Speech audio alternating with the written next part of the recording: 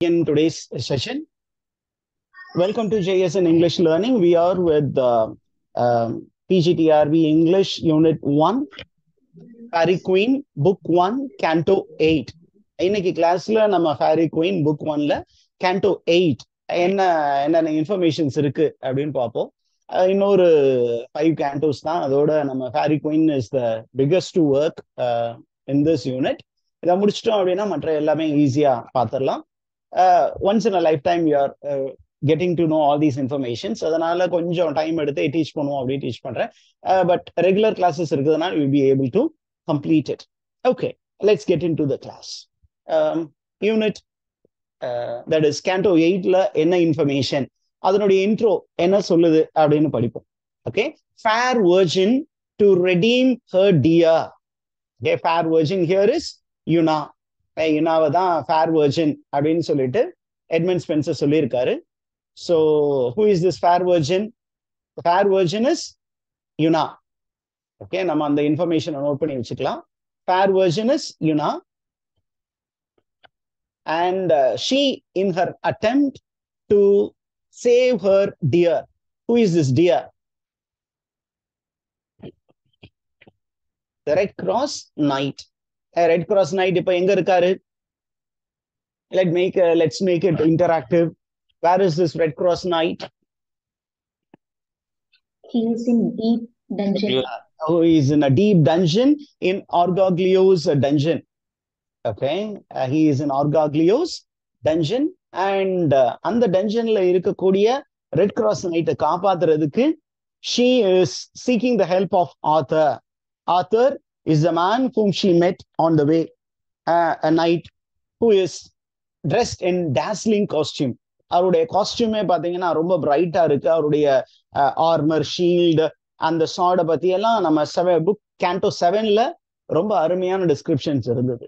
இப்போ நமக்கு இந்த புக் எதை பத்தி அப்படின்னா, இந்த யுனா வந்து தன்னுடைய dear boy, the tier one is RCK, who is in Orgoglio's prison. அவரை காப்பாத்துறதுக்கு ஆர்த்தரை கூட்டிட்டு போறாங்க. And Arthur is ready to fight for the honour of the lady. அந்த லேடியுடைய அவருடைய அந்த டிஸ்ட்ரெஸ் போக்குவதற்கு அவன் சண்டை போட தயாரா இருக்கான். அப்ப ஆர்த்தர் என்ன பண்றாரு? he goes to fight the giant. Okay, GIANT. அந்த giant சண்டை போட, அதை எதிர்த்து போரிட தயாரா இருக்கிறாரு. அந்த சண்டையினுடைய எண்டு என்ன ஆகுது அப்படின்னு கேட்டீங்கன்னா, the giant is slain. The giant is slain. Slain அப்படின்னா it is defeated, it is killed, it is beheaded. It's a tournament, beheading tournament. எப்பொழுதுமே இந்த knights in the medieval literature பாத்தீங்கன்னா, they always go for beheading game. It's called beheading game or beheading tournament. அப்ப இவங்க என்ன பண்ணுவாங்கன்னா, ஒரு எனிமியை வந்து attack பண்ணணும் அப்படின்னு முடிவு பண்ணிட்டாங்கன்னா, at the end they will behead the enemy. அப்ப இவர் என்ன பண்றாரு? Author, Prince author, he slays the giant and என்ன பண்றாரு? டியூசா is trying to escape. அவ எஸ்கேப் ஆகலான்னு பாக்குறா. ஆனா இந்த நம்ம ஜெயண்ட் கூடயே டிராவல் பண்ணக்கூடிய ஒரு நைட் இருக்காரு இல்லையா, there is a squire. அந்த ஸ்கொயர் என்ன பண்றாருன்னா, டியூசாவை எஸ்கேப் பண்ண விடாம அவர் என்ன பண்றாரு? அவளை வளைச்சு பிடிச்சோன்னே டியூசா இஸ் ஸ்ட்ரிப்ட் நேக்கட். அவருடைய ட்ரெஸ்ஸை வந்து ஆடை களையப்படுகிறார்கள். அவளை அவமானப்படுத்தலாம் அப்படின்னு ஆடையை களைஞ்சு பார்க்கும்போதுதான் அவருடைய real nature is known to the world. Okay, as Videsa, she was very, very beautiful, but as the real person Diyoza, she was the most ugly creature. அப்படிங்கிற இன்ஃபர்மேஷன் இந்த புக்ல கொடுக்கப்படுகிறது. இதுதான் இந்த புக்குடைய short summary. The intro is always a short summary. குவாட்ரைன்ல அழகா Edmund Spencer நமக்கு இன்ஃபர்மேஷன் கொடுக்குறாரு. இப்போ we go to stanza 1. Stanza 1ல முக்கியமான பாயிண்ட்ஸ் அப்படிதான் பார்க்க போறோம். ஏன்னா நமக்கு 50 ஸ்டான்சாஸ் இருக்கு. Okay, 50 stanzas. அதுல முக்கியமான விஷயங்கள் என்ன, ஏன் அப்படின்னா இது ஒரு காம்ப்ரிஹென்சிவ் டைப் ஆஃப் எக்ஸாம் அப்படிங்கிறதுனால நீங்க செட் எக்ஸாம்ல எடுத்துட்டீங்கன்னா என்ன பண்ணுவாங்க அப்படின்னா, ஒரு பேசேஜ் கொடுத்து அதுல இருந்து இன்ஃபர்மேஷன்ஸை நமக்கு தெரியுதா அப்படின்னு டெஸ்ட் பண்ணுவாங்க. அப்போ இதுல இருக்கக்கூடிய லிட்ரரி டிவைசஸ் என்ன அப்படிங்கிற மாதிரி நம்ம பார்ப்போம். Now look at the first two lines. There is a rhetorical question. This is called rhetorical question. Rhetorical question. Rhetorical question na enna?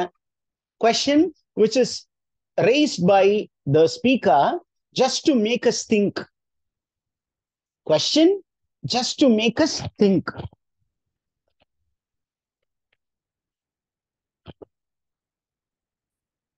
நம்மளை யோசிக்க வைப்பதற்காக கேட்கப்படக்கூடிய ஒரு லிட்டரரி டிவைஸ். பெரிய பெரிய ஸ்பீக்கர்ஸ் என்ன பண்ணுவாங்கன்னா தங்களுடைய சொற்பொழிவில் இந்த மாதிரி என்ன பண்ணுவாங்கன்னா they will have a kind of rhetorical question. அப்ப இவருமே பாத்தீங்கன்னா அந்த rhetorical questions வந்து இங்க யூஸ் பண்றாரு. என்ன rhetorical question யூஸ் பண்றாரு? ஓகே, சாரி, நம்ம ரெக்கார்டிங் ஸ்டார்ட் பண்ணிட்டோமா? Yes sir. Yeah. Must check out whether recording is on. Yeah, it's on. Right. So இவர் ஓப்பனிங்ல என்ன கொஸ்டின் கேட்கிறாரு அப்படின்னா, there is a righteous man, ஒரு நல்ல மனிதன், a just man is there, and இந்த just man என்ன பண்றான் அப்படின்னா, he faces in his daily life lot of problems. Okay, how will he face all these problems? ஒரு நேர்மையாளன் அவனுடைய வாழ்க்கையில எத்தனை கஷ்டம் தான் சார் வருது, அதையெல்லாம் அவன் எப்படிதான் எதிர்கொள்ள முடியும் அப்படிங்கும் போது அதுக்கு பதில் அவரே சொல்றாரு.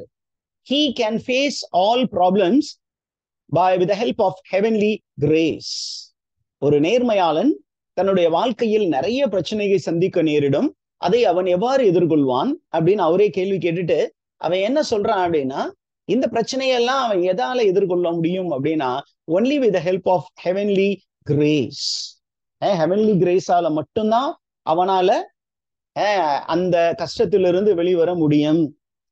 Okay, and this is the information. And who is this just man? The just man is Red Cross Knight.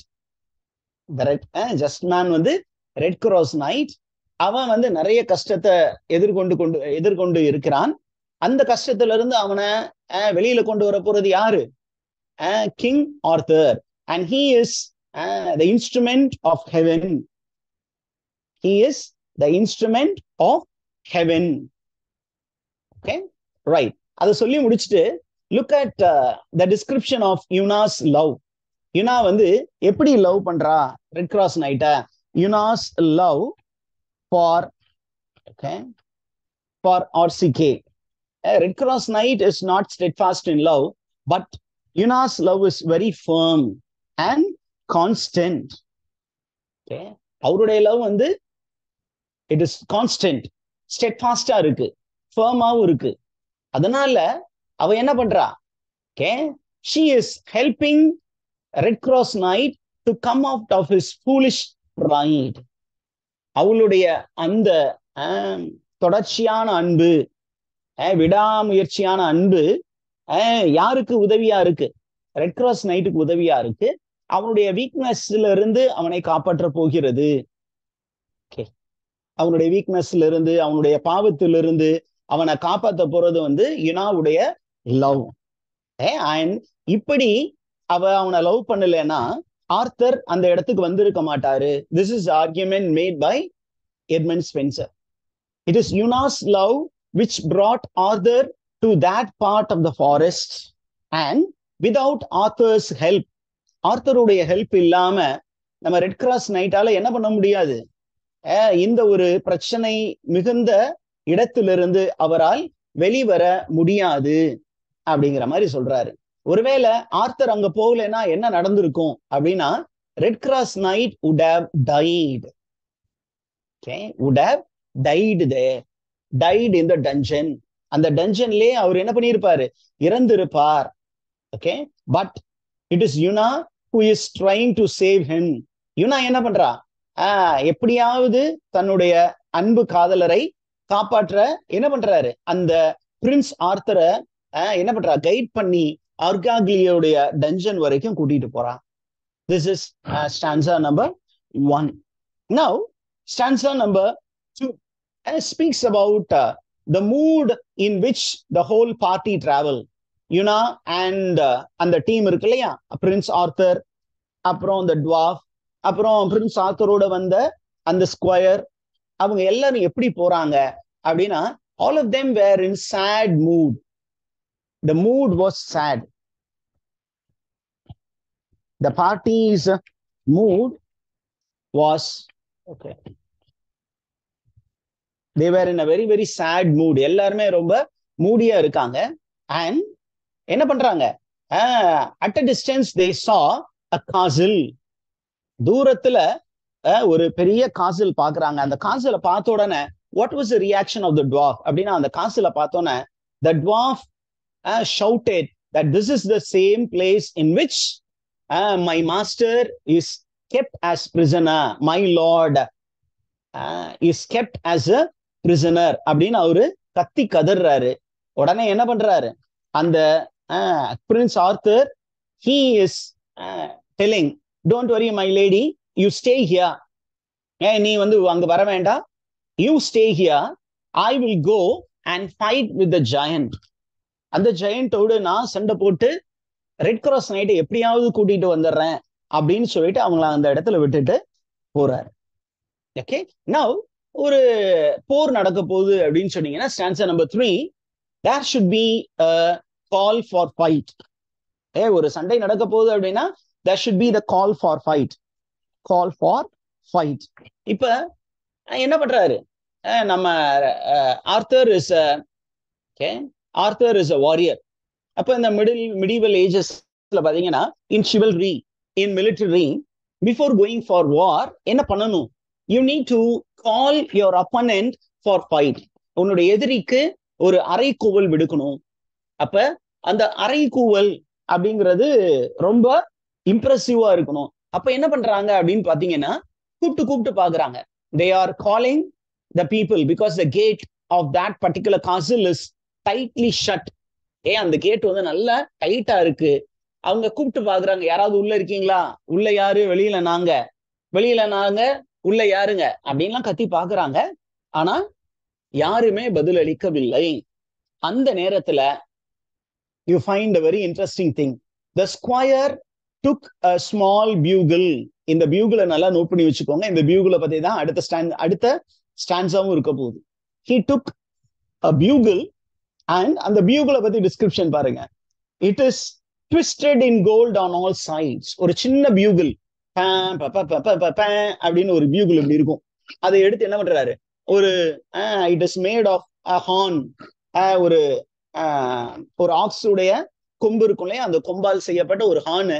அது எப்படி இருந்தது அப்படின்னா, கோல்டால் ஃபுல்லா டிசைன் பண்ணப்பட்ட அந்த பர்டிகுலர் ஹார்ன். அந்த ஹார்ன் வந்து பாத்தீங்கன்னா, இந்த ஹார்னுடைய பெருமை அப்படிங்கிறது 8 திக்கும் புகழ் பெற்ற ஒரு ஹார்ன் அந்த பியூகிள். அவங்க அவரு அந்த சத்தம் எழுப்பக்கூடிய அந்த பியூகிளை பத்தி நிறைய கதைகள் எல்லாம் இருக்கு அப்படின்னு நம்மால் சொல்றாரு எட்மண்ட் ஸ்பென்சர். அந்த அளவுக்கு ரொம்ப புகழ்பெற்ற அந்த ஒரு பியூகிளை எடுத்து இந்த ஸ்கொயர் என்ன பண்றாரு, he starts making a shrill sound. ஒரு பயங்கரமான ஒரு ஒலியை எழுப்ப போறாரு. அந்த ஒலியினுடைய எஃபெக்ட் என்ன, that is described in stanza number 4. Okay, the bugle made a shrilling sound, a high pitched sound. Okay, and அந்த high pitched soundனால என்ன ஆச்சு, everything started trembling. எவ்வளவு தூரத்துல இருக்கிற விஷயங்கள்லாம் ட்ரம்பிள் ஆயிடுச்சு. This noise was heard for 3 miles distance. 3 mile. Make a note of it. Okay, for 3 miles. 3 miles.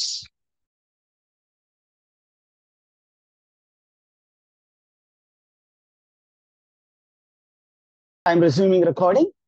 So we were speaking about the sound made by the trumpet of the squire. Ipo the squire uடைய trumpet adனுடைய sound was heard for 3 miles, and when the sound was heard, everything started trembling.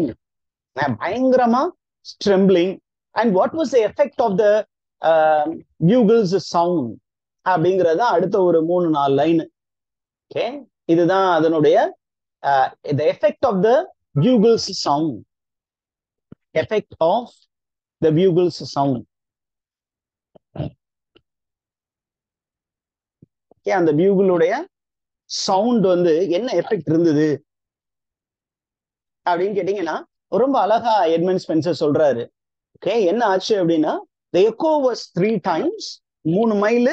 அந்த echo வந்து it was hearing 3 times. அந்த சத்தத்திற்கு என்ன ஒரு magic இருந்தாலும் the magic will be broken. No desert can stand before the bugle sound. என்னெல்லாம் ஈவிலா இருக்கோ எல்லா ஈவிலுமே என்ன பண்ணும், அந்த சவுண்டை கேட்டா பறந்து ஓடி போயிரும். That was the power of the bugle. இந்த பியூகிளுடைய சத்தத்தை கேட்ட உடனே எவ்வளவு ஸ்ட்ராங்கான ஒரு கேட்டா இருந்தாலும் அந்த கேட் என்ன பண்ணும், அந்த லாக் எல்லாம் உடைபட்டு இட் வில் பி ஓப்பனிங். அப்ப இப்படிப்பட்ட ஒரு magical bugle was in the hands of the squire. உடனே என்ன பண்றாரு, அந்த பியூகிள அந்த சவுண்ட அவரு வாசிச்சோன்னு, அந்த பியூகிள வாசிச்ச உடனே என்ன ஆச்சு, த கேட் வாஸ் broken ஓப்பன். கதவு தானாக திறந்து கொண்டது.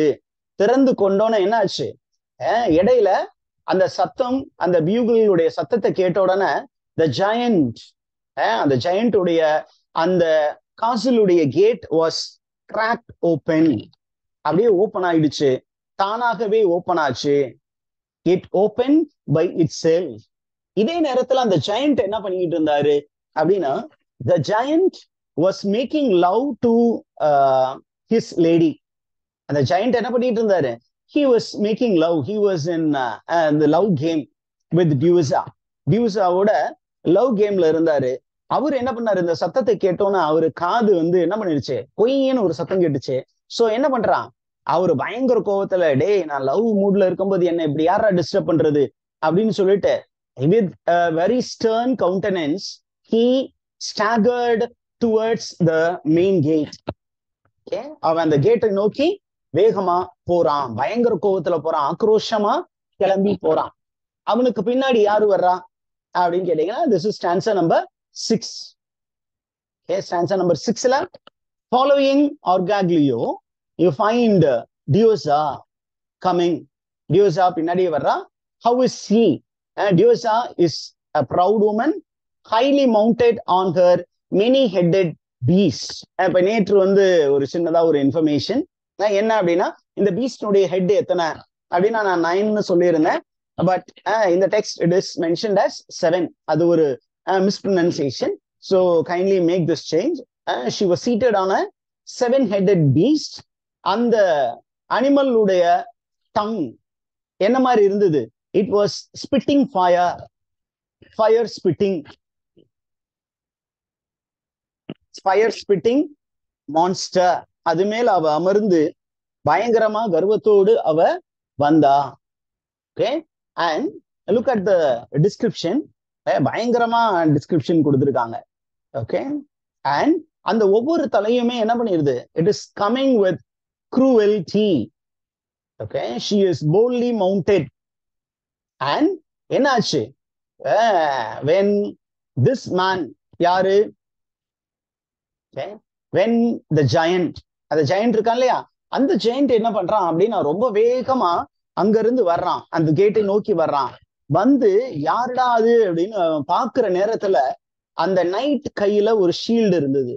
அந்த ஷீல்டினுடைய radiance, the shield's radiance baffled the giant. அந்த ஷீல்டினுடைய வெளிச்சம் என்ன பண்ணுச்சு, பயங்கரமாக பீறி பாய்ந்தது. அந்த பீறி பாய்ந்த அந்த ஒரு லைட்டை பார்த்து என்ன பண்றான், அந்த giant is startled. பயங்கரமா என்ன பண்றான், அப்படியே திகைத்து போய் நின்னா. அந்த அளவுக்கு அந்த ஷீல்டுல இருந்து ஒரு பயங்கரமான ஒளி கீற்று கிளம்பி வந்தது அப்படிங்கிற ஒரு இன்ஃபர்மேஷன் நமக்கு இருக்கு. ஓகே, இதை பார்த்து முடிச்சோன்னா அடுத்தது என்ன நடக்கும் சொல்லுங்க பார்க்கலாம். ஆட்டோமேட்டிக்கா ஆர்த்தர் அந்த பக்கம் நிக்கிறாரு, ஜெயண்ட் வந்துட்டாரு. இப்ப அடுத்தது என்னவாக இருக்கும்? Yes, fight sir. So both of them are getting ready to fight. அதுதான் இன்ஃபர்மேஷன். இப்ப ஜெயண்ட் என்ன பண்றான்? he is getting ready to fight. பயங்கரமா ரெடி ஆகுறான். அவன் கை அவனுடைய மூட் எப்படி இருந்தது? he was inflamed with scorn, wrath and disdain. A dislike, strong dislike for Arthur. ஏன் அப்படின்னா Arthur is fullness of goodness. அவனுக்கு இந்த நன்மைத்தனம் அப்படிங்கிறதே பிடிக்காது. அதனால அவன் பயங்கரமா வெறுப்போடு, கோபத்தோடு, ஒரு இகழ்ச்சியோடு, ஒரு டிஸ்டைன் அப்படின்னா ஸ்ட்ராங் டிஸ்லைக்கோடு என்ன பண்றான்? he lifted his dreadful club. அவன் கையில ஒரு பெரிய கிளப் ஒண்ணு வச்சிருக்கிறான், ஒரு கதை. அந்த கதையோடு என்ன பண்றான்? அப்படியே பயங்கரமா பாய்ந்து நம்ம படங்கள்ல காட்டுற மாதிரிதான் வில்லன் என்ன பண்ணுவார்? ஓங்கி குத்த வருவாரு. அப்படியே மயிர் இலையில ஹீரோ என்ன பண்ணுவாரு? அப்படியே தலைய சாச்சிருவாரு. புல்லட் அப்படியே பறந்து வரும் விஜயகாந்த் படத்துல எல்லாம். அந்த புல்லட் அப்படி பக்கத்துல அப்படி வந்த உடனே விஜயகாந்த் அப்படியே லைட்டா ஹெட் சாச்சிருவாரு, புல்லட் இங்கிட்டு போயிரும். அதே மாதிரி ஒரு சீன் தான் இங்கேயும். என்ன, அவரு பயங்கரமா ஒரு ப்ளோ கொடுக்கலாம்னு நினைக்கும் போது பக்கத்துல என்ன பண்றாரு? நம்ம noble peer, who is the noble peer? King Arthur என்ன பண்றாரு? he slightly moves and this blow goes and falls on the earth. earth-இன் மீது இந்த அடி விழுகிறது. அந்த இடி எப்படி இருந்ததா? அந்த அடி வந்து தண்டர் போல்ட் மாதிரி இருந்ததா. அந்த இடி எப்படி இருந்தது? அந்த அடி வந்து ஒரு தண்டர் கிளாப் எப்படி இருக்குமோ, ஜோவுடைய தண்டர் கிளாப், ஜேயுஸ் உடைய தண்டர் கிளாப், தரையை நோக்கி வந்து தரையில அடிச்சா எப்படி இருக்குமோ அந்த மாதிரி ஒரு எஃபெக்ட். ஓங்கி அடிச்சா 1.5 டன் வெயிட். இவர் என்ன பண்றாரு? லாவகமாக king Arthur, that shows his skill in warfare. அவருடைய வார்ஃபேர் ஸ்கில் வந்து நமக்கு தெரியப்படுத்துகிறார் எட்மண்ட் ஸ்பென்சர். அந்த ஒரு இன்ஃபர்மேஷன் இருக்கு. இப்ப this stanza number 8 எதை பத்தி சார் அப்படின்னு கேட்டீங்கன்னா, அந்த effect of the blow, effect of the blow on the earth. எர்த்தின் மீது அந்த ப்ளோ எப்படி விழுந்தது அப்படிங்கிறது. அத பத்தி தான் இங்க சொல்லி இருக்கிறாங்க. என்ன அப்படின்னா, the blow fell to the ground and what did it do? It removed a huge amount of clay from the earth. அந்த அடி கீழே பட்டோன தரை வந்து என்னாச்சு? பள்ளம் ஆயிடுச்சு. எவ்வளவு தூரம் பள்ளம்? எவ்வளவு தூரம் பள்ளம் ஆயிடுச்சுன்னா 3 yards deep பள்ளம் உருவானது. A furrow was created. ஒரு பெரிய பள்ளம், 3 yard, ஒரு பெரிய பள்ளம் உருவாகியது. And look at the effect. The sad earth wounded with so sore assay did groan full grievously underneath the blow. This is a literary device called the sad earth wounded with so sore assay. அப்படின்னா அடிபட்டு காயப்பட்டதுல அந்த earth was very sad. இந்த angle பாத்தீங்கன்னா it is called personification. அப்படின்னா உயிரற்ற ஒரு ஜட பொருளுக்கு human attributes கொடுக்கிறது, that is called personification. Attributing human feelings and emotions to a non-living element, that is called personification. Non-living beings க்கு human qualities attribute பண்றதுக்கு that is called personification. ஒரு angle personification பார்க்கலாம். Second லைன்ல பாருங்க, the sad earth grown full grievous. பயங்கரமா கத்தி கதறியது. This is called hyperbole, heightened exaggeration. பயங்கரமா உயர்த்தி exaggerate பண்ணி சொல்றது. And everything trembled. Everything trembled on the earth. And how did the earth react? It reacted like earthquake. பயங்கரமா அப்படியே நடுங்குது. அப்படின்ட்டு தாங்க முடியாத அளவுக்கு நடுக்கம் அந்த earthக்கு உருவாச்சு. That is the description, right? இந்த அடி எப்படி இருந்தது அப்படிங்கிறது தான் continuation. Stanza number 9 is the continuation of the effect of the blow. The description of the blow எப்படி இருந்தது அப்படின்னா ஒரு simile. இங்க ஒரு simile இருக்கு பாருங்க. This was there is a simile to describe the nature of the blow. எப்படி இருந்தது அப்படின்னா, இந்த அடி ஜோவுடைய அடி போல இருந்தது. ஜோ அப்படின்னா த சீஃப் ஆஃப் காட்ஸ். அவர் என்ன பண்ணுவார் அப்படின்னா, அவர் வந்து ரொம்ப கோபம் மூட்ல மாறும் பொழுது, யாராவது ஒரு பயங்கரமான தப்பு பண்ணும்போது என்ன பண்ணுவாரு, தன்னுடைய ஈட்டியை எடுப்பாரு. அவர் வந்து நம்ம சிவன் வச்சிருக்கிற சூலாயுதம் மாதிரியே ஒரு வெப்பன் வச்சிருப்பாரு ஜெயூஸ். அதுவும் ஒரு ஈட்டி மாதிரி இருக்கும். ஆனா it is Thunder and lightning. அப்ப என்ன பண்ணுவாரு, அங்க இருந்து அந்த நெருப்பை என்ன பண்ணுவாரு, சரக்குன்னு அங்க இருந்து அப்படி தூக்கி வீசுவாரு. And the fierce three-forked engine, the weapon of Zeus, திருசூலம் என்ன பண்ணும், ஒரு பயங்கர ஒரு ஃபோர்ஸோட அது அங்க இருந்து கீழே வரும். வந்து என்ன ஆகும், அந்த எதிரியை தாக்கி தரையோடு கொண்டு போய் அப்படியே என்ன பண்ணும், பின் பண்ணும். அந்த எதிரியும் மாண்டு போவான், அந்த எர்த்தும் காயப்படும். அந்த மாதிரி இந்த ஆர்காக்லியோடைய ப்ளோ என்ன ஆச்சு, தரையில் பட்டு ஒரு பெரிய mount of clay was thrown out. ஒரு பெரிய மலை மாதிரி அந்த மண் வந்து என்ன பண்ணுச்சு, தரை மீது விழுந்தது, ஒரு பெரிய பள்ளத்தாக்கு உருவாகியது அப்படின்னு நமக்கு ஒரு description. Now next stanza number 10ல நம்ம ஆர்த்தருடைய ரியாக்ஷன். ஆர்த்தர்ஸ் ரியாக்ஷன். ஆர்த்தர் எப்படி ரியாக்ட் பண்ணார் இந்த ப்ளோவுக்கு அப்படின்னு கேட்டீங்கன்னா, இமீடியட்லி ஹி இன் டர்ன், அவரு வேகமா அந்த வட்டியில இருந்து அப்படி நவரும் பொழுது தரையோடு விழுந்தார். விழுந்து என்ன பண்ணாரு, கையில இருந்த தன்னுடைய வாளை எடுத்து பயங்கரமா வீசி அந்த ஆர்காக்லியோடைய left arm of the giant was cut off. அந்த லெஃப்ட் ஆர்ம் என்ன பண்ணுவாரு, கட் பண்ணி எடுத்துட்டாரு. இங்க பாருங்க அழகா கொடுத்துருக்கு, out of the earth with the blade all burning bright. ரொம்ப பிரைட்டா இருக்கக்கூடிய அந்த பிளேடை எடுத்தாரு ஆர்த்தர். என்ன பண்றாரு, he smote off his left arm. அவரு அந்த மான்ஸ்டருடைய லெஃப்ட் ஆர்மை தனியா கட் பண்ணிட்டாரு. இந்த லெஃப்ட் கைய கட் பண்ணிட்டாரு. அண்ட் அந்த லெஃப்ட் கை எப்படி விழுந்தது, here is a simile again. Here is a simile. I'm putting it. There is a simile. This left arm fell like a block from a tree. ஒரு பெரிய உடன் பீஸ் விழுந்தால் எப்படி இருக்குமோ அந்த மாதிரி பயங்கர சத்தத்தோடு அந்த கை தரை மீது விழுந்தது. And blood started flowing like a stream. ஒரு பெரிய நீரோடை பாய்ந்து ஓடுவதை போல அங்கே அவன் உடலிலிருந்து, ஆர்காக்லிய உடலிலிருந்து ரத்தம் இந்த லெஃப்ட் ஆர்ம்ல இருந்து, இந்த லெஃப்ட் ஆர்ம் தனியா கீழே விழுந்துச்சு, ஒரு பெரிய லாக் ஆஃப் வுட் விழுகிற மாதிரி டொமார்னு விழுந்துச்சு.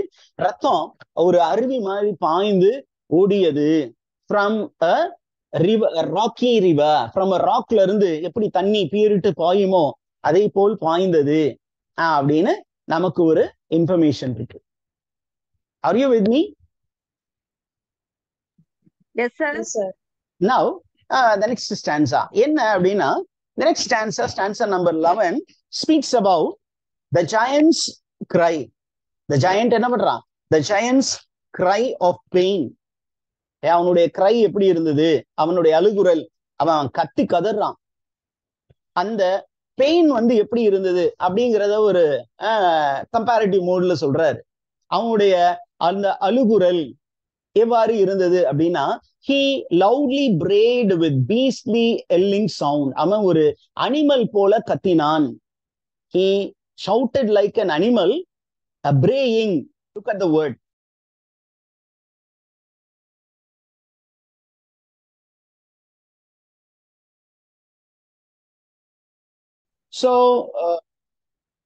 So the giant, because of his pain, because of his left arm being severed, அவனுடைய left hand வந்து cut பண்ணப்பட்டதனால, he started making unpleasant noise and all the fields rebellowed again. All the fields அப்படின்னா அந்த ஏரியால இருக்கக்கூடிய எல்லா பிளேஸும் என்ன பண்ணுச்சு, it was echoing with his noise. அது எவ்வளவு தூரம் இருந்தது இங்க பாருங்க, there is a simile. As when in Cimbrian plain, Cimbrian plainல புல்ஸ் என்ன பண்ணும் அப்படின்னா தன்னுடைய சின்ன young one of a bull, Cimbrian plain அப்படிங்கிறது ஒரு பிளேஸ். அந்த பிளேஸ்ல மேய்ந்து கொண்டு இருக்கக்கூடிய புல்ஸ் என்ன பண்ணும் அப்படின்னு சொன்னா தன்னுடைய அம்மாக்களுக்கு அம்மா கிட்ட வந்து பசியில பால் கேட்டு கத்துமா. சிம்ரியன் பிளைன்ல குட்டி புல்ஸ் என்ன பண்ணும், தன்னுடைய மதரை நோக்கி என்ன பண்ணும், பால் வேணும் அப்படிங்கிறதற்காக சத்தமிடும். அந்த சத்தத்தினால என்ன பண்ணும், அந்த ஏரியாவே எக்கோ ஆகும். அந்த எக்கோவை விட யாருடைய சத்தம் அதிகமா இருந்தது, இந்த ஜயண்ட்டுடைய அந்த loud cry was more than the sound made by the bulls in Cimbrian plain. அந்த மாதிரி பயங்கரமான ஒரு அலறல் சத்தமாக இருந்தது. Okay, now what is the reaction of Duessa? அதுதான் okay, that is stanza number 12. Okay, அந்த டியூசா உடைய சத்தம் எப்படி என்ன அவ எப்படி ரியாக்ட் பண்ணா? இந்த சத்தத்தை வந்து டியூசா கேட்டா உடனே என்ன பண்றா? she was very angry. She was very very angry. Stanza number 12. When Diyoza heard this noise, she was very angry. Immediately என்ன பண்றா? Diyoza charged her beast. தன்னுடைய பீஸ்ட யாரு பக்கம் திருப்பி விடுறா? She charged all the beasts towards King Arthur. King ஆர்த்தரை நோக்கி தன்னுடைய பீஸ்ட அனுப்பி விடுறா, போய் அவனை அட்டாக் பண்ணுங்க அப்படின்னு சொன்ன உடனே immediately Arthur was not prepared for such an attack. உடனே the squire என்ன பண்றாரு? now comes another hero, king ஆர்த்தருடைய அசிஸ்டன்ட். அவர் என்ன பண்றாரு? immediately he comes and stands with the sword as a wall between his lord and the monster. டியூசாவுடைய monster என்ன பண்ணுது? ஆர்த்தரை நோக்கி போகுது. அப்ப அந்த சைட்ல அந்த ஆர்த்தர் என்ன பண்றாரு? அந்த ஜெயண்டை நோக்கி நிக்கிறாரு. இப்ப பின்புறமாக வந்து அட்டாக் பண்றதுக்கு இந்த மான்ஸ்டர் வருது. உடனே என்ன பண்றாரு? தன்னுடைய வாளை எடுத்துக்கொண்டு அந்த யங் ஸ்கொயர் என்ன பண்றாரு? ஆர்த்தருக்கும் அந்த மான்ஸ்டருக்கும் இடையில ஒரு புல்வாக் ஸ்டாண்ட் அப்படின்னா ஒரு பெரிய டவர் போல வந்து அவர் நிற்கிறார். வாடா பாத்துக்கலாம், என் மாஸ்டருக்கு முன்னாடி நீ வந்துருவியா அப்படின்னு சொல்லி அவரு இடையில் நின்றார். This shows how loyal the squire was. ஒரு நைட்டுக்கு ஒரு அசிஸ்டன்ட் எவ்வளவு லாயலா இருக்காரு அப்படிங்கிற ஒரு இன்ஃபர்மேஷன் நமக்கு இங்கே கொடுக்கப்படுகிறது. This shows the spirit of chivalry. Chivalry அப்படின்னா military warfare. ஓகே, இந்த ஸ்கொயர் வந்து நடுவுல நின்னோன the proud Diyoza was very angry. அங்க டேர்ம் இருக்கு பாருங்க, அவ பயங்கர கோபம் ஆயிட்டா. என்ன பண்றா? she is charging her beast to overthrow the squire. போங்க, போய் அவனை எப்படியாவது அட்டாக் பண்ணுங்க அப்படின்னு சொல்றா. அப்படி அட்டாக் பண்ண போகும்போது என்ன பண்றான்? the squire is attacking the monster. He gives a heavy blow. ஒரு பயங்கரமான ஒரு blow கொடுக்குறான். கொடுக்கும் பொழுது என்ன பண்றா அப்படின்னா செய்யக்கூடாத ஒரு வேலைய டியோசா செய்ய போறா. in stanza number 14. Okay, on looking at the fierce nature of the squire, அந்த ஸ்கொயருடைய பயங்கர ஆக்ரோஷமான நிலையை பார்த்தோன்னே டியோசா இன்னும் பயங்கர கோபமாயி என்ன பண்றா? she is having a secret poison. ஒரு சீக்ரெட் பாய்சன் வச்சிருக்கா. அந்த பாய்சனை தன்னுடைய கையில எடுத்து she utters a magical enchantment.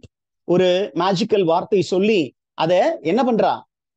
she is spraying on the squire, and when this liquid is sprayed, all the senses of the squire will experience dread and dismay. Okay, ஒரு விரக்தி, ஒரு பயம், அப்புறம் விரக்தி ரெண்டுமே அவனுடைய மனதில் பாய்ந்து விடும். So his psyche will be very much affected. அவன் ரொம்ப பிசிக்கலி ஸ்ட்ராங்கா இருக்கான், சைக்கிக்கலியும் ஸ்ட்ராங்கா இருக்கான். ஆனா இவன் என்ன பண்றா? she is going to work on the psyche of the squire. அவனுடைய மைண்ட்ல ஒரு எஃபெக்ட் ஏற்படுத்த போறா. என்ன மாதிரி எஃபெக்ட் அப்படின்னா, ஒரு பயத்தை உண்டு பண்ண போறா. அந்த ஸ்பெஷல் மேஜிக்கல் ஃப்ளூயிட வச்சு அவ இந்த ஒரு கேம் அவ என்ன பண்றா? பிளே பண்றா, மைண்ட் கேம். இந்த ஸ்ப்ரே, அந்த லிக்விட், அந்த பாய்சனஸ் லிக்விட் அவன் மேல பட்டோன what happened to the squire? The squire, okay, என்ன பண்றாரு? He fell down before the cruel beast. This is what happened to the squire. The squire fell before the beast. Okay, இந்த விஷயம் டக்குன்னு யாருக்கு தெரிய வருது? Immediately, okay, immediately அவன் அப்படியே அந்த பீஸ்டுக்கு முன்னாடி விழுதுறான். அவனுடைய நெக்க வந்து என்ன பண்ணுது? The beast is catching hold of his neck. அவனுடைய கழுத்தை பிடிச்சு அவனை நெரிச்சு கொண்டுலான்னு முயற்சி செய்யும் பொழுது, you will find that the careful knight, author என்ன பண்றாரு? Immediately he senses that his squire is in trouble. உடனே என்ன பண்றாரு? He goes to help the squire. Okay, எப்படி அப்படின்னு பாத்தீங்கன்னா, that is what is going to be discussed. Okay, உடனே நம்ம ஆர்த்தர் என்ன பண்றாரு? வேகமா தன்னுடைய bloodthirsty blade எடுத்துக்கிட்டு, this is Arthur's bloodthirsty blade. Arthur charges on the monster with his sword. தன்னுடைய சார்டோடு அந்த மான்ஸ்டர் மீது பாய்கிறார். பாய்ந்து என்ன பண்றாரு? He is cutting the monster from the head to the teeth. அப்படியே தலைய வெட்டி பொளகுறாரு. பொளந்து அந்த வாய் வரைக்கும் அப்படியே பொளந்துட்டார். தலைய ரெண்டா பொளந்துட்டார். பொளந்த உடனே ரத்தம் பொல பொலன்னு யாரு மேல பாயுது? அந்த மான்ஸ்டருடைய கழுத்து பகுதியில உட்கார்ந்து இருக்கக்கூடிய அந்த டியூசா மேல அந்த ரத்தம் பாய்கிறது. ரத்தம் பாய்ந்த உடனே என்ன பண்ணுது? the monster is roaring. அதே நேரத்துல இந்த மான்ஸ்டர் ரோரிங் சத்தம் கேட்டோன்னே the giant becomes very angry. அவன் என்ன பண்றான் பாருங்க? he is also giving a cry and he is gathering all his strength. தங்கிட்ட இருக்கிற எல்லா ஸ்ட்ரென்த்தையும் தன்னுடைய ரைட் ஆர்ம்ல அப்படியே ஃபுல்லாத்தையும் ஏத்துறான். பவர் ஏத்துறாரு. ஏன்னா லெஃப்ட் ஆர்ம் இல்ல, இப்ப ரைட் ஆர்ம்குள்ளார எல்லா பவரையும் ஏத்தி அவன் என்ன பண்றான்? he is going to attack the prince Arthur. Prince ஆர்த்தரை பயங்கரமா அட்டாக் பண்ணலாம் அப்படிங்கிற ஒரு முயற்சியில இறங்குறான்.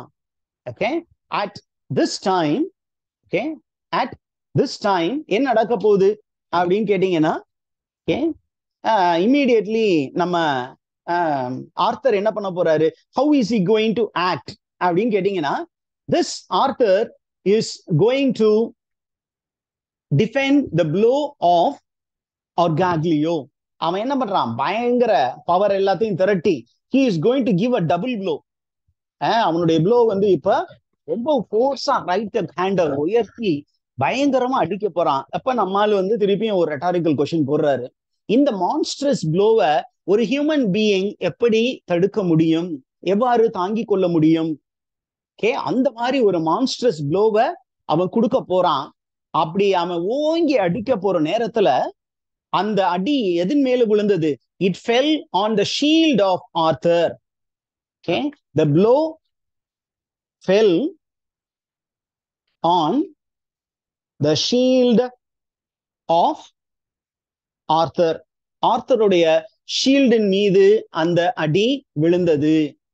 Okay, ஆர்த்தருடைய ஷீல்டு அந்த அடி விழுந்தோன என்ன ஆச்சு அப்படின்னு கேட்டீங்கன்னா, okay, அந்த shield started giving a brightness. அந்த ஷீல்டுல இருந்து ஒரு ஹெவன்லி லைட் வெளியேறியது. ஷீல்டு மேல அடிச்ச உடனே அந்த ஷீல்டுல இருந்து ஒரு பிளேசிங் பிரைட்னஸ் கேம் அவுட். எந்த அளவுக்கு பிரைட்னஸ் அப்படின்னா, no human eye can bear that light. எந்த மனிதனுடைய கண்களும் அந்த லைட்டை நேருக்கு நேர் பார்க்க முடியாது. அந்த ஜெயண்ட் என்ன பண்ணான், அப்படியே அந்த தன் ஊனக்கண்களால் அந்த லைட்டை பார்த்தோன்னு அவனுடைய கண் வந்து என்ன ஆச்சு, ஒளி மங்கியது. உடனே என்ன பண்றான், தன்னுடைய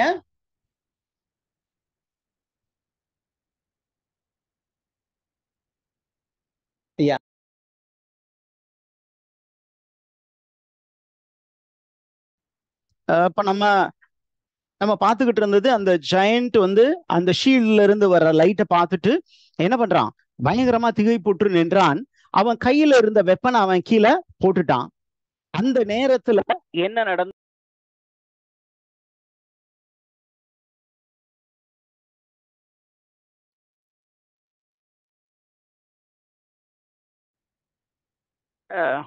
சரி, இப்போ அவன் அந்த திகைத்து போய் நின்ற அந்த நேரத்தில் நம்ம ரெட் கிராஸ் நைட் என்ன பண்றாரு அப்படின்னா, he takes his sword and என்ன பண்றாரு, he cuts off what is it, he cuts off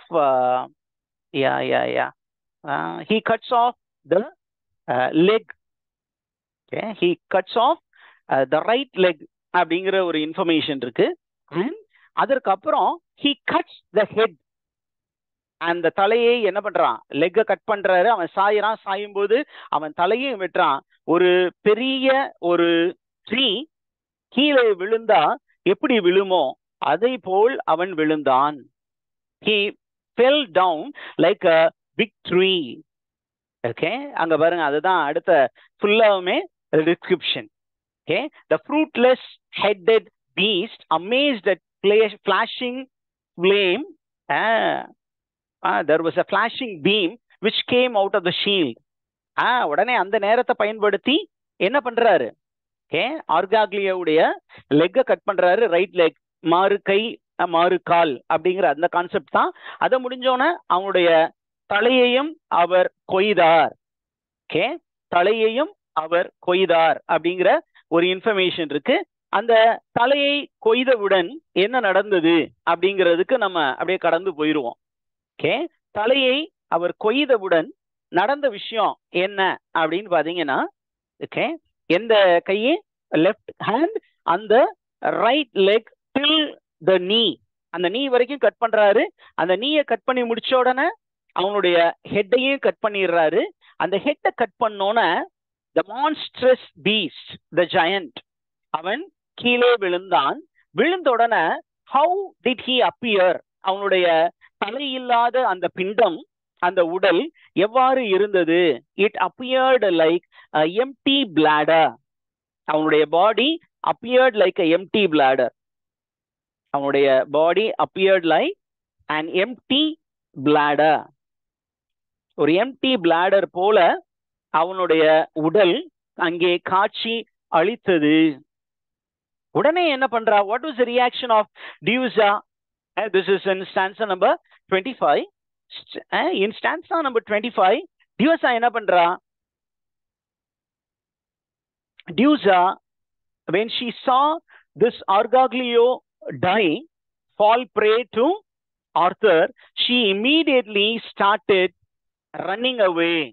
The golden cup she cast unto the ground.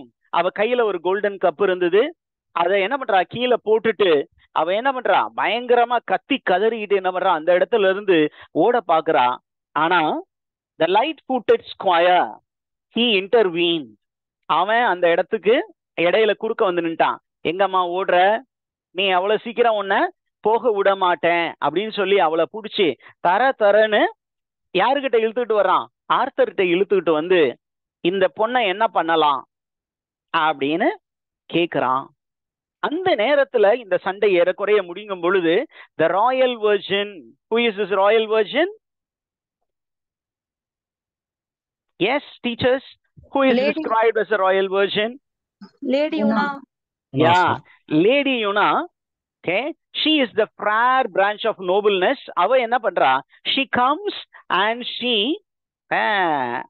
appreciates King Arthur. அவனை எப்படி அப்ரிஷியேட் பண்றா பாருங்க. You fair branch of nobleness. This is Una addressing Arthur. ஆர்த்தரை சொல்றான், You are the fair branch of nobleness, the flower of chivalry. You are the flower of chivalry. You are the flowering of military, I would say, military warfare. நீங்க தான் அந்த சிவல்ரிக்கே உதாரணம். Okay? And how am I going to repay you for all your sufferings? எனக்காக நீ இவ்வளவு தூரம் கஷ்டப்பட்டிருக்க, உனக்கு என்ன கைமாறு நான் கொடுப்பேன் அப்படின்னு சொல்லி அவ என்ன பண்றா, பயங்கரமா உணர்ச்சி வசப்படுறா. பயங்கரமா உணர்ச்சி வசப்பட்டு என்ன பண்றா, ஆர்த்தரை பயங்கரமா புகழ்ந்து பேசுறா. அடுத்தது ஆர்த்தரை அப்ரிஷியேட் பண்ணோன்னு she addresses, okay, she addresses the squire. Okay, squire is addressed. squire எப்படி அட்ரஸ் பண்றாங்க? You fresh bud of virtue. You are the fresh bud of virtue. Okay, அத பத்தி சொல்றாரு. I am a poor virgin. I do not know how I can reward you.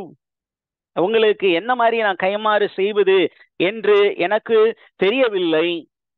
ஆனால் God will reward you in plenty.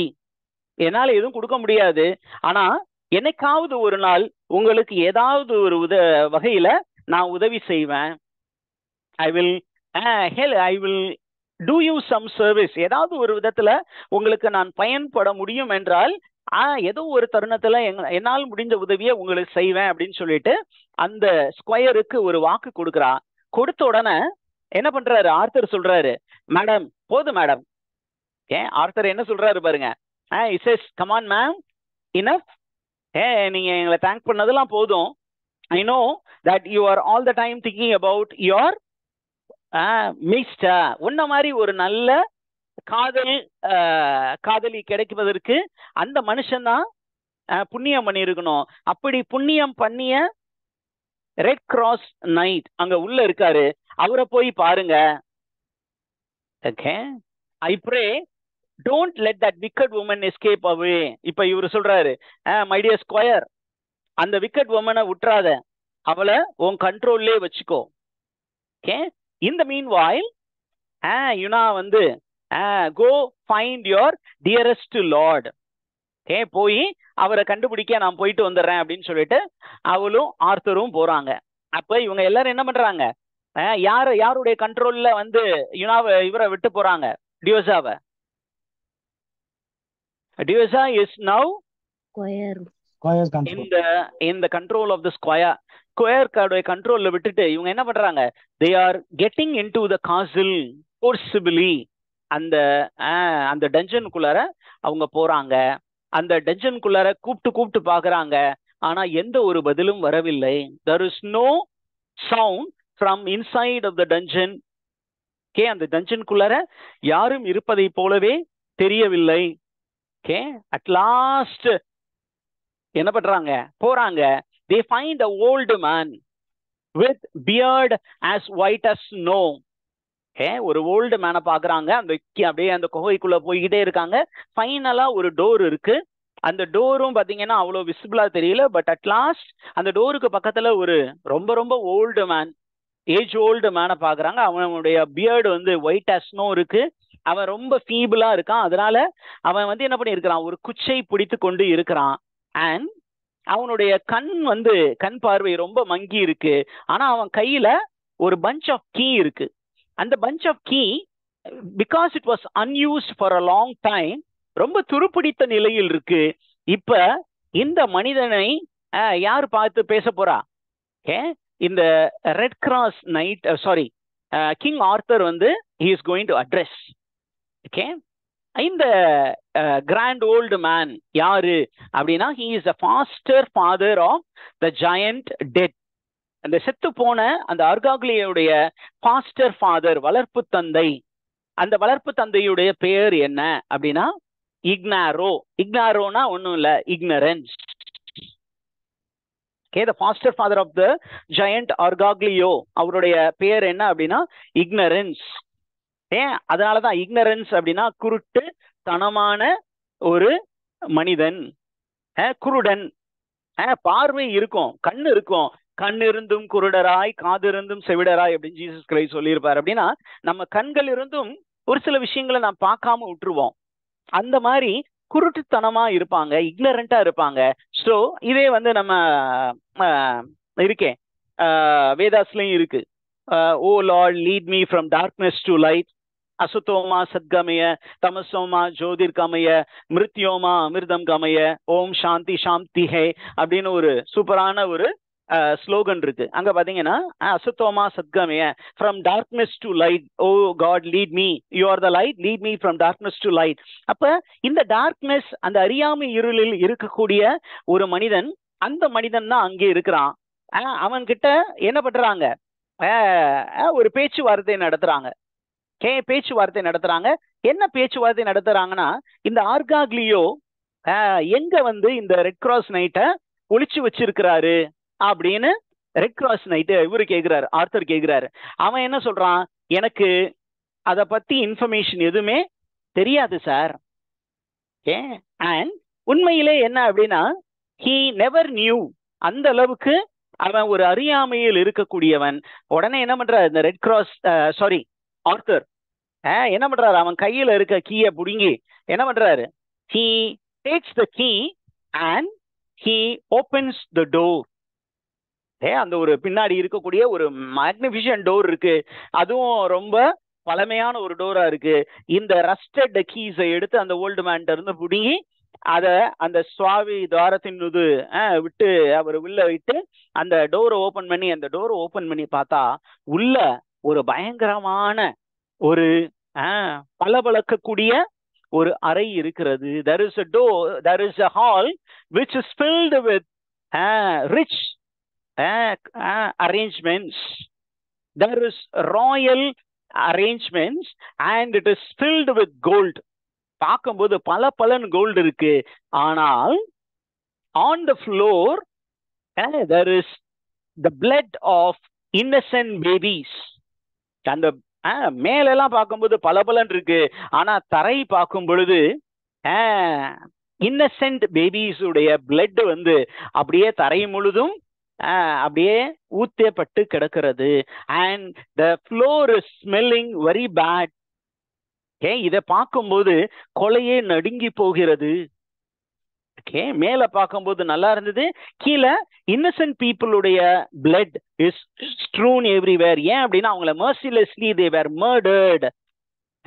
ஏன் அப்படின்னா இந்த அறியாமை இருளில் இருக்கக்கூடிய மக்கள் தங்களுடைய வேதத்திற்காக வேற்று மதத்தவர்களை என்ன பண்றாங்க, கொன்று குவித்து இன்னசென்ட் பிளட் என்ன பண்றாங்க, அப்படியே இந்த நிலம் முழுவதும் பரப்பி விட்டார்கள். So the author is speaking about religious fanaticism in the name of religion. One religious people of one religion இன்னொரு மதத்தை என்ன பண்றாங்க, அந்த மக்களை கொடூரமாக வெட்டி வீழ்த்தக்கூடிய விஷயங்கள் நம்ம பார்த்துக்கிட்டு இருக்கோம். ஒரு காலத்துல வெஸ்டர்ன் கண்ட்ரீஸ்ல என்ன பண்ணுச்சு, Roman Catholic faith it charged against Muslims and killed Muslims. இன்னைக்கு எல்லா ரிலிஜன்லயும் இந்த ஃபெனட்டிசிசம் இருக்கு. Muslims turning against Christians and Hindus turning against Muslims and Christians. அந்த மாதிரி ஒவ்வொரு ரிலிஜன்லயுமே இந்த ஃபெனட்டிசிசம் இருக்கு. அப்ப mercilessly they kill people. ரொம்ப சாமானியான மனிதர்கள், எந்த விதத்திலையும் இந்த ரிலிஜனுக்கே சம்மந்தம் இல்லாத மனிதர்கள், எந்த ஒரு தவறும் இழைக்காத மனிதர்கள், அவருடைய ரத்தங்கள் தெளிக்கப்பட்டு கிடந்தது. அந்த இடம் பயங்கரமான ஒரு சைட்.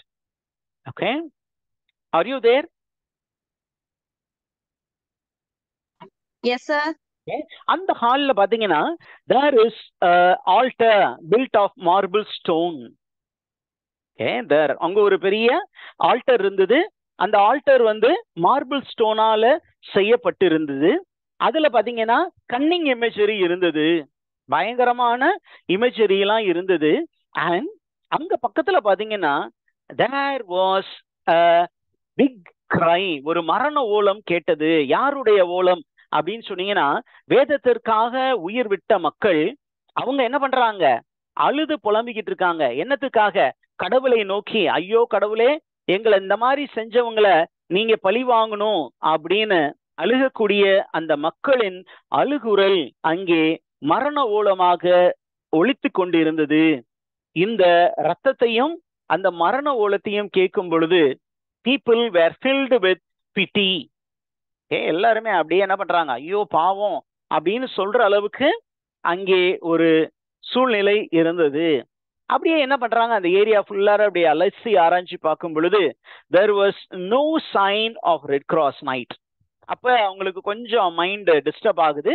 என்ன பண்றாங்க, அப்படியே further they are going into that particular hall. அந்த ஹால் அப்படியே எக்ஸ்ப்ளோர் பண்ணி போகும்போது there was a small hole and deep down in the hole there was a murmuring voice. அங்க ஒரு சின்ன ஒரு பொந்தினோட ஒருத்தருடைய வாய்ஸ் கேக்குது. அந்த வாய்ஸ் யாருடைய வாய்ஸ் அப்படின்னா ரெட் கிராஸ் நைட்டினுடைய வாய்ஸ். அந்த ரெட் கிராஸ் நைட் என்ன புலம்பிக்கிட்டு இருக்காரு, இதோ 3 மாதம் ஆகிவிட்டது, நான் இங்கே செத்து கொண்டிருக்கிறேன். It is 3 moons since I have come here. 3 காலம் ஆகிவிட்டு 3 மாத காலம் ஆயிடுச்சு. And I am almost dying. சீக்கிரம் எனக்கு சாவு வந்தால் நல்லாக இருக்கும் அப்படின்னு அவர் அங்க அழுது புலம்பி கொண்டு இருக்கக்கூடிய அந்த ஒரு வாய்ஸ் கேக்குது. இந்த கேட்ட உடனே the champion heard the voice and he was filled with pity. அவர் என்ன பண்றாரு, அப்படியே அழுகிற மாதிரி ஆயிட்டாரு ஆர்த்தர். இந்த வாய்ஸ் கேட்டோன்னே உடனே அவர் என்ன பண்றாரு, he says, don't be worried my dear friend, I am here to help you. நான் இருக்கேன் அப்படின்னு சொல்லிட்டு அந்த ஹோலை பத்தி டிஸ்கிரிப்ஷன் இருக்கு பாருங்க. It is hole which is very deep. அதனோடு அவர் இறங்குகிறார். அங்க பாத்தீங்கன்னா it is dark as a hell. அந்த குழி, அந்த புதைகுழி வந்து ரொம்ப ஹெல் மாதிரி ரொம்ப டார்க்கா இருது. உள்ள வந்து it is smelling very bad. ஒரு ஃபில்தி ஸ்மெல் அங்கிருந்து வந்து கொண்டு இருக்கிறது. அந்த ஃபில்தி ஸ்மெல்லிங் ஹோல்குள்ள இருந்து he found the prisoner up to rear. அவருடைய பாடியை பார்த்துட்டாரு, அந்த ரெட் கிராஸ் நைட்டை பார்த்துட்டாரு. he is almost like a corpse. ஒரு டெட் பாடி போல அவர் காட்சி அளித்தார். அந்த ஏன் அப்படின்னா பாடி ஃபுல்லா கட்ஸ் அது எல்லாம் அழுக ஆரம்பிச்சிருச்சு. அந்த மனிதன் அவரு ரீச் பண்ணிட்டாரு. அவருடைய தையெல்லாம் பாத்தீங்கன்னா ரொம்ப ஃபீபிளா இருந்தது. அவருடைய தொடையெல்லாம் ரொம்ப வீக்காகி எலும்பும் தோலுமாக இருந்த அந்த காட்சி மனதை உருக்கும் காட்சியாக இருந்தது. அடுத்த ஸ்டான்ஸா பாத்தீங்கன்னா அவருடைய அப்பியரன்ஸ் எப்படி இருந்தது, ரெட் கிராஸ் நைட்டினுடைய appearance of RCK appearance. What is appearance of the Red Cross night? Okay, அவருடைய அப்பியரன்ஸ் எப்படி இருந்து, பார்க்கறதுக்கே சகிக்காத மாதிரி இருந்தது. அவனுடைய கண்கள் ரொம்ப சேடாகவும் டல்லாகவும் இருந்தது. அவருடைய நெத்தி பொட்டு வந்து இட் வாஸ் வெரி ஹாலோ.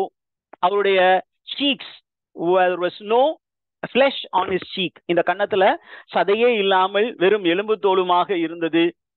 அங்க பாத்தீங்கன்னா அவனுடைய போன் மட்டும்தான் தெரிஞ்சது. அந்த அளவுக்கு ரொம்ப மோசமா டிகேயிங் கண்டிஷன்ல லைக் அ விதர்டு ஃப்ளவர் போல அவர் காட்சி அளித்தார். ஒரு சிமிலி. இப்படி காட்சி அளித்த அந்த மனிதனை அந்த ஃபேர் லேடி பாக்குறான். யாரு அந்த fair lady? Yes teachers, who is a fair lady? Una பார்த்த உடனே she was overjoyed. அவன் எலும்பு தோலுமா இருக்கான். அவனை பார்த்த உடனே என்ன பண்றா அப்படின்னா she was very glad. அவனுடைய அப்பியரன்ஸ் வந்து ரொம்ப பேலா இருக்கு. இருந்தாலும் அவ எப்படி சொல்ற பாருங்க, dearest Lord, you are now found. You were proud and you got into bad influence. நீ ப்ரௌடா இருந்ததுனால பேட் இன்ஃப்ளூயன்ஸ்ல போயிட்ட. கவலைப்படாத. உன்கிட்ட ஒரு ஹியூமன் பீயிங்கான அப்பியரன்ஸே இல்ல. இருந்தாலும் now you are in safe hands. You are in safe hands. Don't be worried. Welcome my Lord. In sorrow and in happiness I will be with you. Now you are fortunate. You are fortunate because you are saved. You are saved. Don't worry. அப்படின்னு சொல்லிட்டு என்ன பண்றாரு, அவனுடைய தான் மேல இருந்தக்கூடிய அவகிட்ட இருந்த costume வந்து அவன் மேல கவர் பண்றா. நவ் என்ன பண்றா, this fair lady said to that virtuous knight, என்ன, don't worry, we are in good place, in good company, அதெல்லாம் நம்ம எதை பத்தியும் கவலைப்படுறது வேண்டியது இல்ல அப்படின்னு அவ சொல்லிட்டா. Are you here with me? Yes, sir. Okay, அத பத்தி சொல்லி முடிச்சோன்னா now we have the description of Diuza. Okay, Diuzaவை பத்தி என்ன பண்றாங்க, she was dressed in royal robes, in purple costume, she was completely covered in ornaments. அந்த ornament எல்லாத்தையும் கலைய சொல்றாங்க, அவருடைய ட்ரெஸ் எல்லாத்தையுமே ரிமூவ் பண்றாங்க. ரிமூவ் பண்ணாதான் அவருடைய ஒரிஜினல் அப்பியரன்ஸ் தெரிய வருது. என்ன அப்படின்னா, how was she looking அப்படின்னு கேட்டீங்கன்னா, look at the description. Eyes cannot behold her appearance. அவங்க யாருடைய கண்ணும் அவளுடைய உடலை பார்க்க முடியாத அளவுக்கு மிகவும் அசிங்கமாக இருந்தது. அவளுடைய true appearance was known to everybody. ரொம்ப மோசமானது என்ன அப்படின்னா, அவருடைய lower parts was very very ugly and filthy looking. Okay, அவருடைய லோயர் பார்ட்ஸ் அப்படின்னா அவருடைய சீக்ரெட் பார்ட்ஸை பத்தி டிஸ்கிரிப்ஷன், இடுப்பிற்கு கீழே உள்ள விஷயங்கள் எப்படி இருந்தது அதை பத்தி சொல்லும் பொழுது என்ன இருந்துதான், there was a wrinkled hag அப்படின்னு அவளுக்கு ஒரு ஃபாக்ஸை ஒத்த ஒரு வால் ஒன்று இருந்தது. there was a tail which she had and it was filled with filth. மலம் அதில் ஒட்டி நாற்றம் அடித்துக் கொண்டிருந்தது. Okay, and look at the other parts. The secret parts எல்லாம் ரொம்ப filthy-ஆ இருந்தது.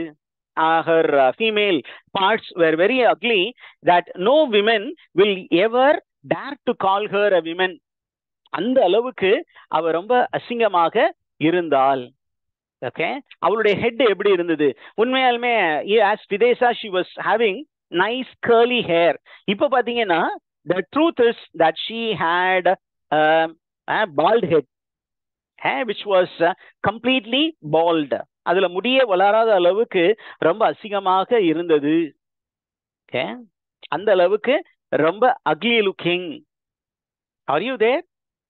அவருடைய skins were wrinkled skin and அவளுக்கு ஒரு பெண் என்று சொல்லிக் கொள்ளும் அளவிற்கு எந்த ஒரு அப்பியரன்ஸும் இல்ல.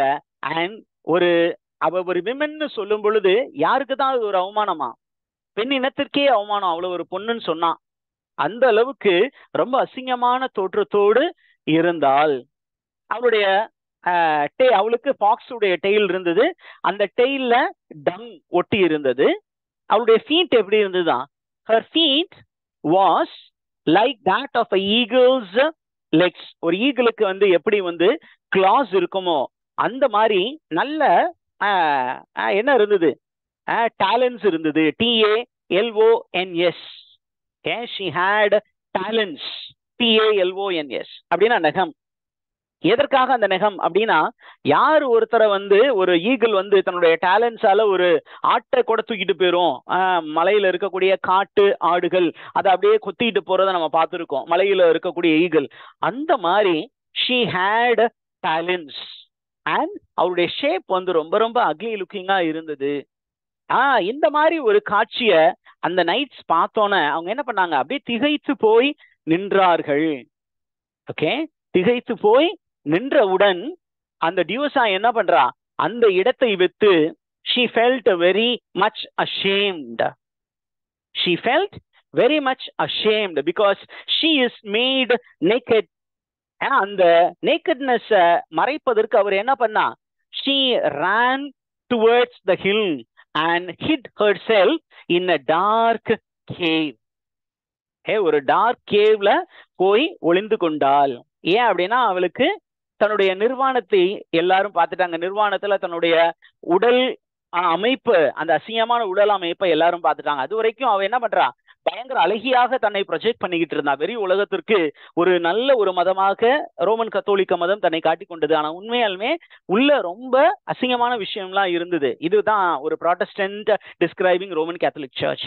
This is how you need to understand this description of Duessa, okay, by Protestant writer Edmund Spenser. இப்போ அவ ஓடி போய் ஒளிஞ்சுக்கிட்டா. அப்ப அவளோட அந்த டிஸ்கிரிப்ஷன் முடிஞ்சது. இப்ப அங்க என்ன பண்றாங்க, அந்த ஃபேர் க்ரூ ஆஃப் நைட்ஸும் யுனாவும் என்ன பண்றாங்க, தே ஆர் ரெஸ்டிங். அண்ட் அங்க என்ன பண்றாங்க, அந்த குகையில அவங்க பாக்குறாங்க நிறைய உண்பதற்கு நல்ல விஷயங்கள் எல்லாம் அவங்களுக்கு அங்கே இருக்கிறது. உடனே அவங்க என்ன பண்ணாங்க, கொஞ்சம் ரெஸ்ட் எடுக்கலாம் அப்படின்னு சொல்லி அவங்க என்ன பண்றாங்க, they start resting. Okay, are you there? Yes, sir. Yes, sir. Okay, this is the information. I think with this I will stop for today.